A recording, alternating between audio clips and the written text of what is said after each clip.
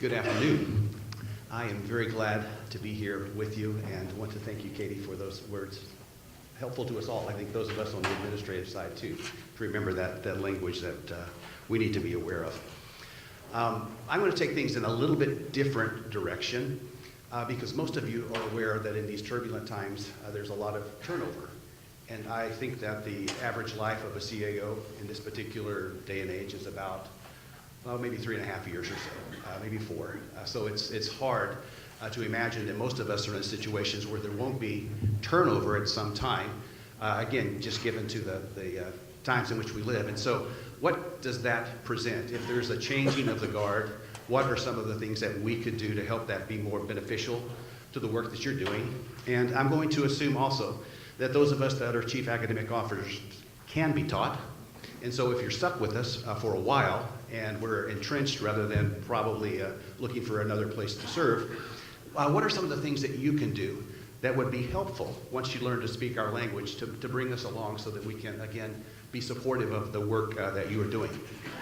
And I'd like to start my conversation with you reminding you of a book that I would imagine many of you read, perhaps when it was first published back in 1997 or here more recently in a 2012 edition.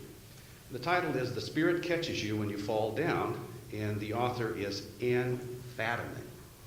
Now in Anne's book, she writes about a collision of cultures in the context of what is standard medical practice and procedures while we are attempting as a medical community to best serve immigrant populations coming to the U.S. who have obviously a very radically different worldview. And since its publication in 1997, classes in cultural anthropology have become much more commonplace in educational fields such as preparing to become a physician, physician's assistant, nursing, and so forth. For example, when I looked up this book recently on Amazon, trying to remind myself of when it was first published, the categories that it appeared in were pediatrics and the sociological study of medicine. But she writes something in the preface that I found very helpful in preparing to come to be with you today, and I hope you'll find it helpful as well as something that helps us situate us in this moment. And here's what she writes. I have always felt that the action most worth watching is not at the center of things, but where the edges meet. I like shorelines, weather fronts, international borders. There are interesting frictions and incongruities in these places, and often if you stand at that point of tangency, you can see both sides better than if you were in the middle of either one. This is especially true, I think, when the opposition is cultural. Apposition is cultural. When I first came to Merced, I hoped that the culture of American medicine, about which I knew a little, and the culture of the Hmong, about which I knew nothing, would in some way illuminate each other. Now, after years of standing at that position, trying to navigate both sides, she writes that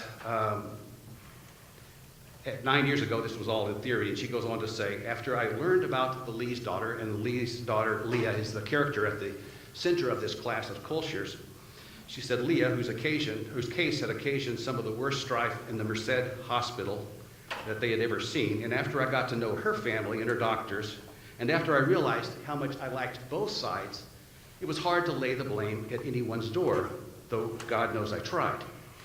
I stopped parsing the situation in such linear terms, which meant that without intending to, I started to think a little bit less like an American and a little bit more like a Hmong. And when I read these words first, some 17 or 18 years ago, I know at that point, I put this book down and I wept. Because up to that point, I had spent about 3/4 of my adult life working and teaching as an educator, working overseas. And integration back into North America, even in the wonderful, vibrant, multicultural context of San Diego, oh, it was so much harder work than I had ever imagined.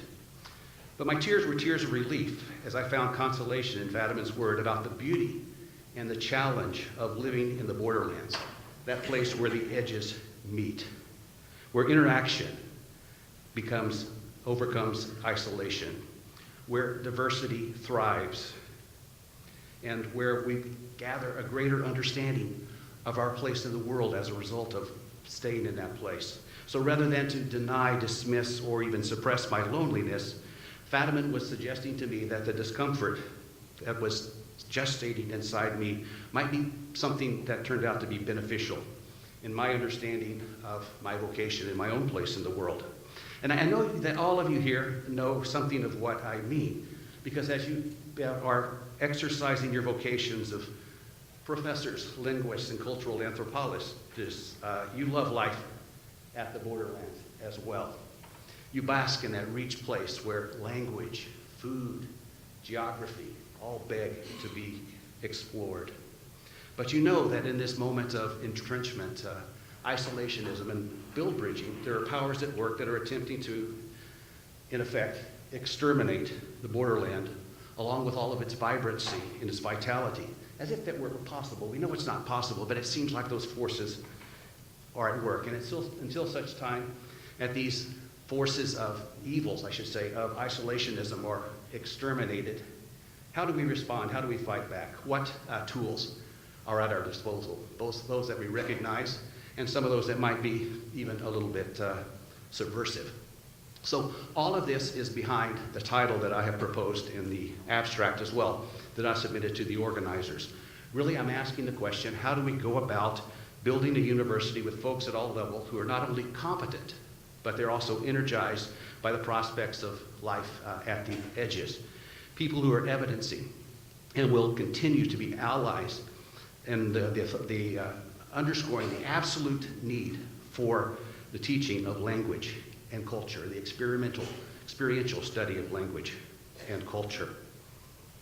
These are the colleagues, along with us, who demand that all of our assumptions about the other are challenged, refined, improved, or dismissed.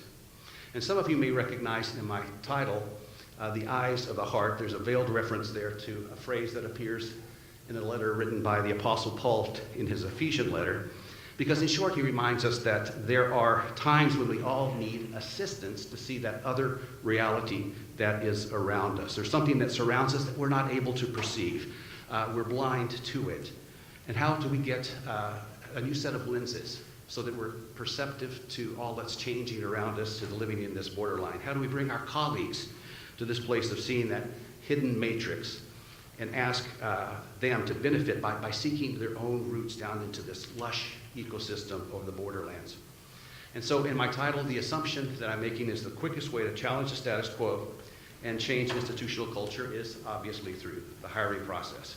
Because nothing, absolutely nothing that we do is more important than having the right people in the right place at the right time. And we can't settle for less in the hiring process. So the degree to which you are able to, I think the word this morning was infiltrate, the organization so that you're exercising influence in the hiring process will be ever so important, because you want to seek out those people that have the same multicultural skills that we're attempting to develop in our student. We must volunteer for every search committee. And we need to make sure that when it comes time to putting proper mechanisms in place so that the hiring process produces candidates who have the kind of characteristics that we want in the pool, rather than settling just for those that fit. These are the kinds of activities that we have to be a part of. And so if you're not familiar with the Higher Education Resource Consortium, or HERC, that's a great place to look to see the kinds of things that they're doing to help us increase cultural competency in our search processes. So HERC, the Higher Education Resource Consortium. But we'll also want to review any process that is in place in our staff handbooks and in our faculty handbooks, so that at the point where we either red light or green light any search process, we know that someone needs to review how the search has gone, and that we've done due diligence to make sure that we have candidates with the right character traits and the right experiences in our searches. Now, I'm sure that we all have those list of cultural competences, these that we would like to see in our administrators. And yes, I think it's true that most of them are also those that we would like to build into our students. But my growing conviction is that there's an obvious overlap between those cultural competencies that we would like to see in our administrators and what is basically emotional intelligence. People with high EQ, I believe, are more easy to thrive in context of cultural complexity because they are self-aware of their emotions, their strengths, their weaknesses, and hopefully they have good impulse control as well. But it's their spirit of humility that allows for the development of the social skills and the empathetic responses that will serve us well. In addition, as you all are talking about, if we can find people who will lead us in administration that have some degree of competency in a second language, then there's a strong probability that they will be bridge builders and help us in our work. As we are seeing in the Catalan Vote for Independence, language we know mediates culture, and we have to make sure that those people that we hire are respectful of all of the languages that are represented in our community and attempting to learn them to the extent that they can. If your candidates are competent in more than one language, no doubt you've found an ally. Beyond language, we must be sure that all our candidates have an open and curious view of the world. Is there evidence that they take time to learn customs, politics, and history of many cultures, or do they continue just to jog in their own little cul-de-sac because that's the most comfortable place to be?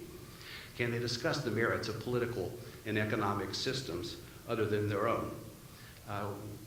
Katie mentioned earlier the issue of ambiguity. Are our leaders comfortable in living with situations of ambiguity in the borderlands, at the edges? Because that's the area where there is very little black and white, isn't it? Everything is gray. But that gray, to many of us, can be invigorating if we'll embrace that rather than view it as scary. Once again, is there a spirit of adventure? If there is, you probably have a collaborator, someone that you may want to hire. Does the candidate show a deep curiosity about other people and other cultures? Read widely, watch global films, and travel off the beaten path. But what about that leadership that is already in place and perhaps is going to be there for quite a long time? Is it reasonable to think that we can bring people along to the place where they're going to be supportive of the teaching of language and culture in the ways that we're talking about? And I do think, first of all, that we must take heart, because we are at a moment when perhaps it's more possible than it may have been in the past. Even if the desire to become multicultural competent is driven by enrollment or driven by tuition revenue, that's okay at this particular place, because it opens the door to have the significant conversations about the changing world around us. And if we do indeed become much more aware of the cultures and the demographic change, then that's an opportunity for us.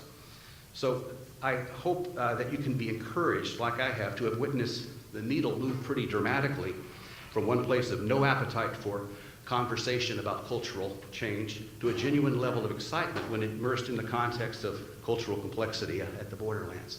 This is a key moment, and because of the tenuous nature of higher education, we can have conversations about developing across the board the kinds of things to help us become much more culturally competent than might have been the case otherwise. So how do we work on getting our administrators to that place?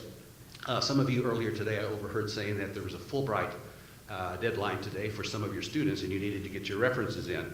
Perhaps many of you are also aware that the Fulbright has an International Education Administrators, or an IEA seminar. And so this would be a great thing to suggest to your administrators that they consider doing, because it's only a 2-week commitment, but the opportunity that they have to develop significant relationships across the world will certainly transcend that. So you might want to tell your provost that if they want to build their CV, take a look at that IEA program.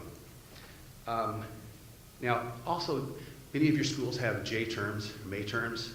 Are we encouraging our administrators to lead those so that, again, they can have the kinds of experiences that will help them develop? And we start, of course, with the conversation that, Provost, if you'll do this, this will be a great way to win political capital with your students, but in the process, significant changes start to develop as we know. And even if they're baby steps, that's okay. Join professional organizations where your ethnicity is in the minority and invite your administrators to those meetings. If administrators support us in participating in things like Rotary, then why not suggest that our membership in Hispanic organizations such as the Minority Chamber of Commerce and the Hispanic Chamber of Commerce would be a good deal. And through our membership, we can start to invite administrators to come as well. When I was in San Diego, my position was in graduate theological education, and I'm a historian by discipline. So I'm neither a pastor nor, let me just back up and say, I was invited into membership of an organization called the United African American Ministerial Action Committee. And I'm not African American, and neither am I ministerial, but by being willing to be a part of this organization and going into deep conversations with these colleagues about the issues that they faced, it was incredible, back even in the late 90s, to be a part of conversations about reparations, about the incarceration rates of black males, about the gross disparity in the funding incomes of the local schools throughout San Diego. My point is simply this, that a willingness to be involved in organizations that stretch us a bit, and taking our administrators into that will help the scales to start to come off from the eyes, and we'll be able to see through a corrected lens. Because this is my point. Even old white guys from West Texas, given the proper opportunity, can get it. And that's the good thing. There is hope. So let me share also with you one of the most successful ventures that I have been a part of that helped countless of us become more sensitive and appreciative of the study of language and cultures other than our own. And this was due simply to the far-sighted optic of a donor of a school that I worked for in San Diego who put together an endowment so that every summer, as many of us as wanted, I never knew anyone who was turned down, were able to go and serve in the developing world and be a part of educational projects, and we all returned much more culturally developed than was the case otherwise. And so for the 3 summers that I spent doing curriculum development workshops in India, and the workshops that I was able to be a part of in Moldova, Bulgaria, and other parts of the world, these are some of the most significant educational adventures that I've ever been a part of. And it was made possible because of a donor and their foresight into what would happen if we took these people out of their culture and were able to put them in situations across the world where they had the opportunity to learn and have these kind of formative experiences. So I close with this story. Several years ago, someone who I knew and grew up with in the Midwest had moved out to California, and as a CAO returned to the Midwest, in part to care for aging parents. In the interviewing process, much of the discussion at the school where he was interviewing was about the demographic change in the state, where some counties were rapidly becoming Latino, as seen in the 2008 census. And the change was, of course, much more dramatic than anyone had imagined. Many of these counties in the state, whose economies were tied to agriculture, particularly meat packing, were soon over the 50% threshold of becoming Latino. Yet at that time, perhaps there was only one community college in the state and one 4-year institution that had even started the process of asking the question, what would it look like if we became a Hispanic serving institution? Most saw a diminishing pool of traditional high school students. They didn't realize that that wasn't the case. The students were just becoming much more colorful. And as a result of the conversations with this school, they brought my friend back and asked him to help them make the transition so that this school that had been very monocultural could start to become relevant to its place and learn ways to recruit this growing Latino population, in which within 3 or 4 years they made remarkable strides. The percentage of students from underrepresented group went up 8%. There had been practically no female women of color on the faculty, and suddenly they had 10% of their faculty, again, in just a couple of years due to the attention given to hires. Organizations such as the Black Student Union were brought to campus. So everything started to change very, very radically.